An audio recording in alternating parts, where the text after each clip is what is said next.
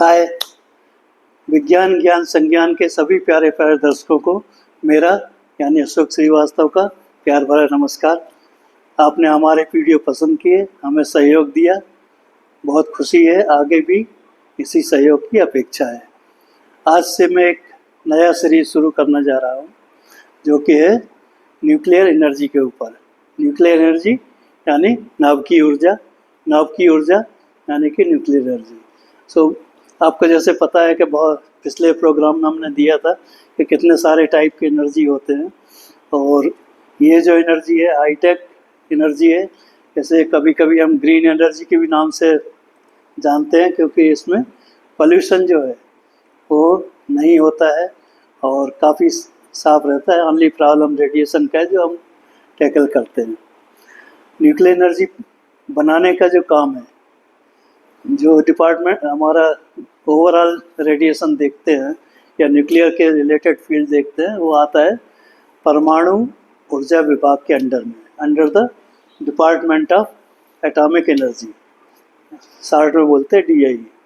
DAE India में जितनी nuclear activities हैं सबका ओवरऑल संरक्षक है, और अलग अलग काम के लिए उन्होंने अलग अलग डिपार्टमेंट बनाए गए हैं।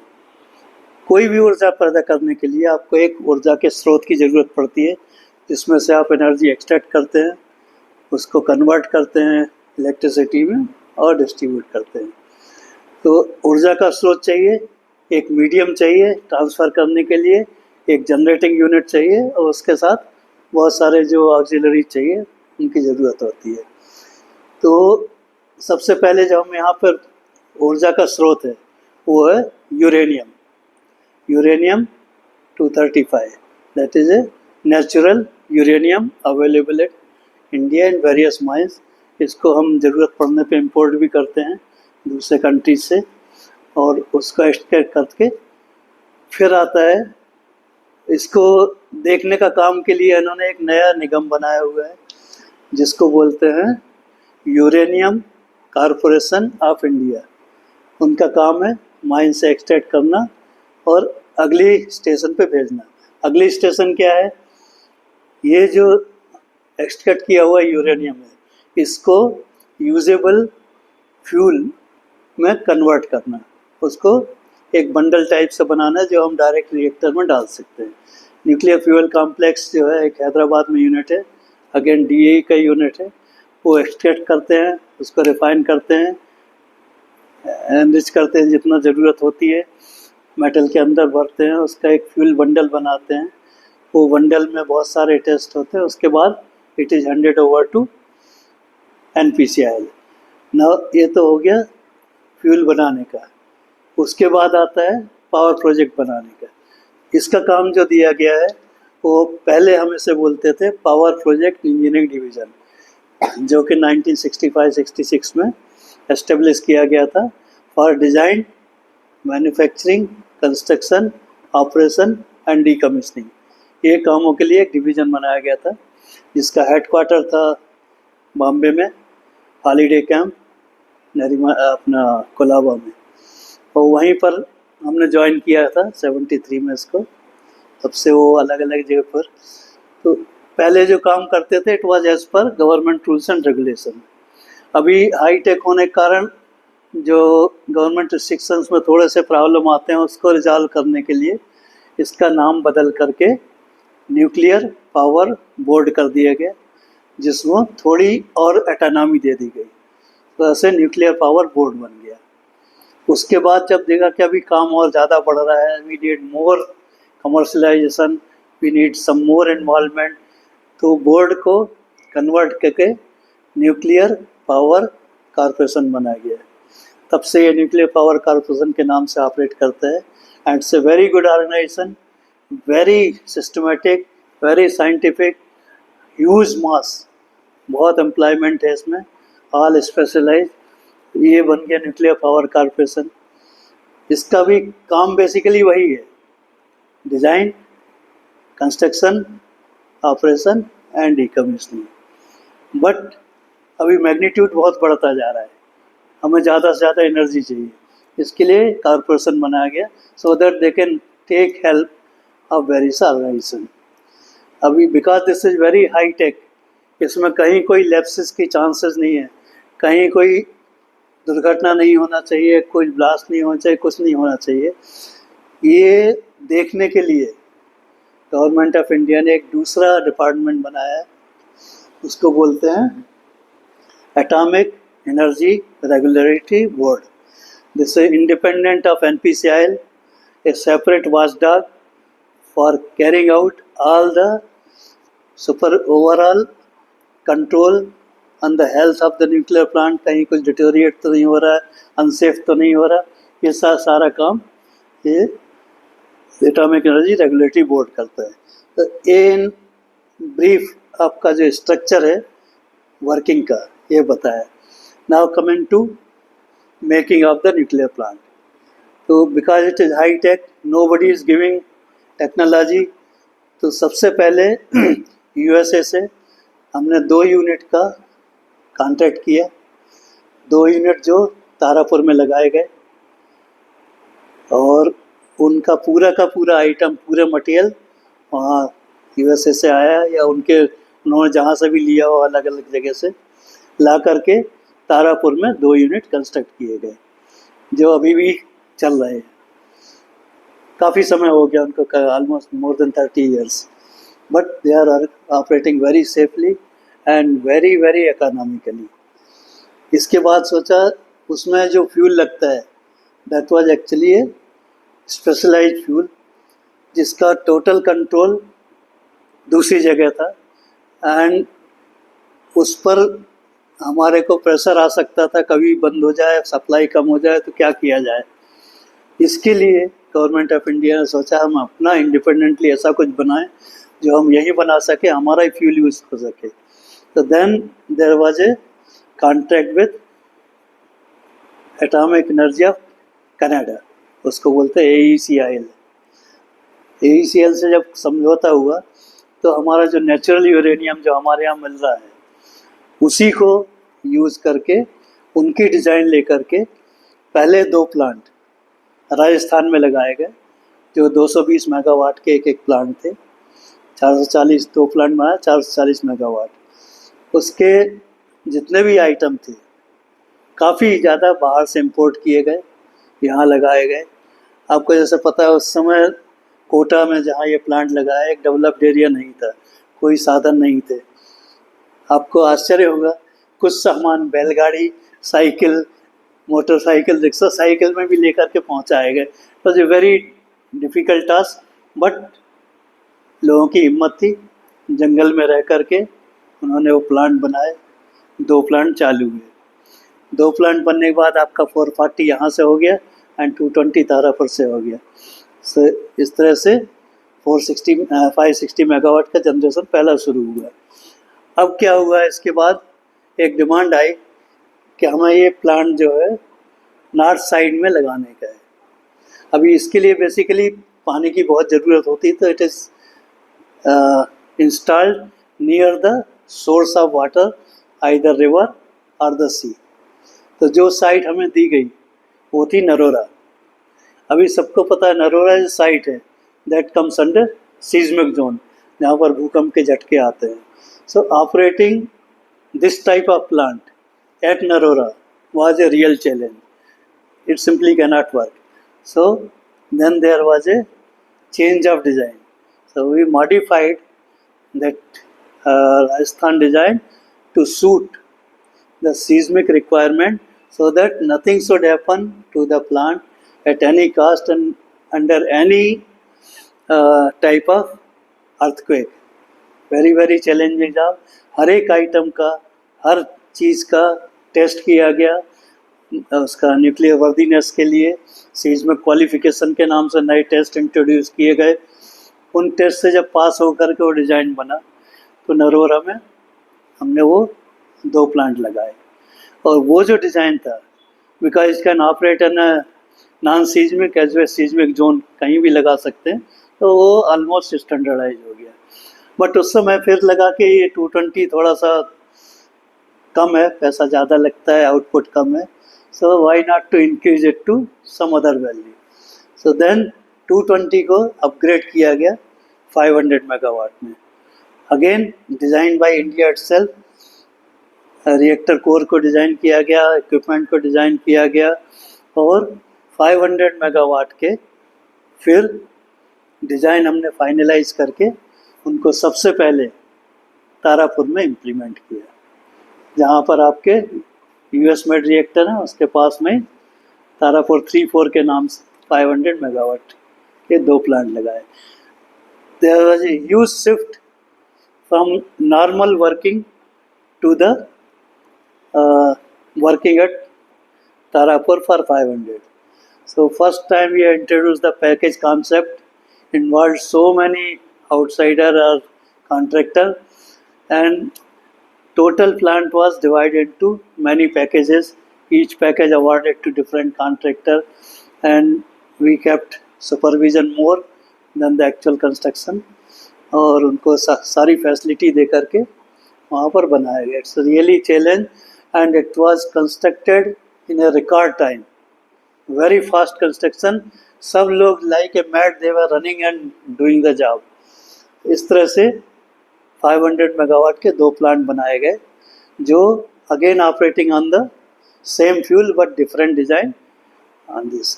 इसमें हमारा जो सहयोग मिला, बहुत सारे मैन्युफैक्चरर्स थे, उनमें ट्रस्टवर्दी है जो सबसे ज़्यादा काम किया that was Bharat heavy electricals, जिन्होंने जनरेटर, स्टीम जनरेटर और दूसरे आइटम्स हमारे को दिए गए, उन्होंने बना के दिए। ये हो गया यहाँ से इक्विपमेंट बनने का। तारापुर बनने के बाद फिर से सोचा गया कि 500 कम है, थोड़ा इसको और इंक्रीज़ किया जाए। तो then we started working on 750 megawatt, same design, upgrade that version, mark 1, mark 2, mark 3 करके ऐसा बोल के बनाते गए। तो 750 के उसके बाद कंस्ट्रक्ट हुए। इस बीच में लगा कि ये सीरीज वर्किंग चलेगा नहीं, there should be a parallel working, so why not to import a high capacity plant from somewhere. Nobody gave, so finally Russia came out and gave us a 1000 megawatt units.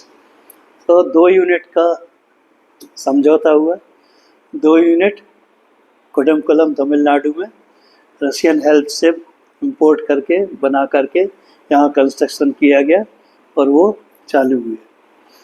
और आगे के plan हैं, और भी आगे बन रहे हैं, तरह तरह के रिएक्टर बनते रहते हैं। तो now we have change everything, fuel भी बदल गया, रिएक्टर भी बदल गया, डिज़ाइन भी बदल गया, and we have a now more variety of reactor units, standardized one and the upgraded version, imported one, working on some different projects also, so that हमारे यहाँ अपना खुद का काफ़ी काम हो जाए। अब ये तो हो गया आपका एक जनरल न्यूक्लियर प्लांट का, जहाँ हमारे को फ्यूल भी अपना है, कंस्ट्रक्शन भी अपना है, ऑपरेशन भी अपना है और डीकमिशनिंग भी हमारा है। So now the things are fully in the control of government of India, so that nobody can pressurize us for anything. As you know, ये जो plant है not only for electricity but they are useful for the strategic purpose also. More than that I will not say, strategically also we require the nuclear plant to sustain our national safety. ये हमने बताया plant के बारे में। अभी किसी भी plant में हमने फ्यूल तो बना लिया, एनर्जी भी बना ली, अभी वो एनर्जी को हमें कन्वर्ट करना है इलेक्ट्रिसिटी में। एनर्जी से हमने एक्सट्रैक्ट किया either in the form of heat और in any other form, it has to be transferred somewhere where it can be converted into a usable mechanical energy. So first in the nuclear plant this heat is taken away, जहाँ हमारा nuclear reaction होता है उसको बोलते हैं nuclear reactor. सो nuclear reactor से वो heat को एक्सट्रैक्ट करके एक कूलेंट के मीडियम से we take it to the steam generator. Steam generator कुछ लोग उसको बॉयलर भी बोलते हैं। और हंसी मजाक के तौर में जब पहला न्यूक्लियर प्लांट तारापुर में बना था तो लोगों को पता नहीं था कि ये बम क्या होता है और न्यूक्लियर प्लांट होता है। तो अभी भी कुछ लोग वहाँ को जो पावर प्लांट है उसको बम फैक्ट्री भी बोलते हैं, हालांकि वहाँ बम नहीं बनते, लेकिन बोला जाता है। धीरे धीरे कॉन्सेप्ट बदल रहे हैं। तो हमने उसको भेजा स्टीम जनरेटर पे। स्टीम जनरेटर में जो हीट है ये एक्सट्रैक्ट हुई, एक्सट्रैक्ट होकर के वो हीट को फिर कन्वर्ट किया गया in the form of steam. So nuclear heat को स्टीम में कन्वर्ट कर दिया। न्यूक्लियर हीट तक जो एरिया है that is a nuclear zone, एक बार वो स्टीम में कन्वर्ट हो गया तो then it becomes a conventional power unit और कन्वेंशनल पावर प्रोजेक्ट। स्टीम गया, स्टीम को भेजा टरबाइन में, टरबाइन ऑपरेट किया, टरबाइन से जनरेटर लगाया, जनरेटर से इलेक्ट्रिसिटी पैदा हुई, वो इलेक्ट्रिसिटी हमने ग्रिड में सप्लाई कर दी and it is goes for distribution. ना इसमें दो मेन क्लोज लूप होते हैं, एक न्यूक्लियर का एक क्लोज लूप है, एक कन्वेंशनल का क्लोज लूप है, to avoid wastage of water और any other type of thing and prevent various radiation damage. तो ये हमारा यहाँ से एनर्जी एक बार ग्रिड में सप्लाई हो गई, NPCIL का काम ख़त्म हो गया। उसके बाद का जो चीज़ है they are taken over by central electricity authority, pricing वगैरह वहाँ से होता है। नाउ इसमें आगे बढ़ने पहले दो चीज़ें बहुत इम्पॉर्टेंट बता दूँ कि nuclear energy involves very high capital cost, thermal plant involves relatively low capital cost, but advantage is the running cost or operating cost of nuclear plant is very low as compared to thermal plant, so it gets balance after certain time। ये वैसे ही हो गया जैसे आपने मकान खरीद लिया, high investment दिया बट रहने का खर्चा कम है, वेयर आप किराए पे रहते तो आप ज़्यादा खर्च करते जाते for longer period. So nuclear plant or thermal plant is roughly half the capital cost of the nuclear plant, but same way operating cost of the nuclear plant may be little less than half of the thermal plant। Exact figure हम coat नहीं कर रहे, just एक magnitude बताने के लिए कि हम किस एरिया में ऑपरेट कर रहे हैं, कैसे ऑपरेट कर रहे हैं। और एक छोटी सी इंफॉर्मेशन दे दो कि ये जो कास्ट ऑफ द प्लांट है roughly it becomes 27,000 crore, 27 crore per megawatt or 270। I'll give you exact figure later on, आज हमारे को याद नहीं है। तो it is in that area, वो उसको बाकी का हाफ है। बट एडवांटेज है they are very compact plant, छोटी सी जगह में लगाए जा सकते हैं, पॉल्यूशन नहीं होता, आइसोलेशन जोन कम होता है। और जहाँ तक थर्मल है उसमें एस ज़्यादा निकलती है, एस निकलने से आपको ज़्यादा एरिया चाहिए and it is giving a health hazard, but each one has their own advantage and disadvantage. तो आज की लेक्चर के लिए और आज के विषय के लिए इतना मेरे हिसाब से काफ़ी है। सो ये NP1 करके सीरीज़ है। और जाने के पहले ये बता दूं कि जो हमने डिटर्मिनेशन लिए थे, department of atomic energy, uranium corporation of India limited, nuclear power corporation of India limited, atomic energy regulatory board. So ये शॉर्ट फॉर्म में जो हैं हमारे वेरियस डिपार्टमेंट ऑपरेट करते हैं, काफ़ी अच्छे से करते हैं, बहुत क्लोज कोऑर्डिनेशन है सबके बीच में। और in general this is giving a very good service to the nation by producing a clean energy at a sustainable rate, and we are competing cost wise also with any other type of source, even though our expenditure on the capital cost is high। NPCIL is now a profit making organization, a well respected organization। और आशा है मुझे आपको ये programme पसंद आया होगा। पसंद आया तो व्यू, लाइक, सब्सक्राइब ज़रूर कीजिए, हमें मदद मिलेगी इससे। बहुत बहुत धन्यवाद।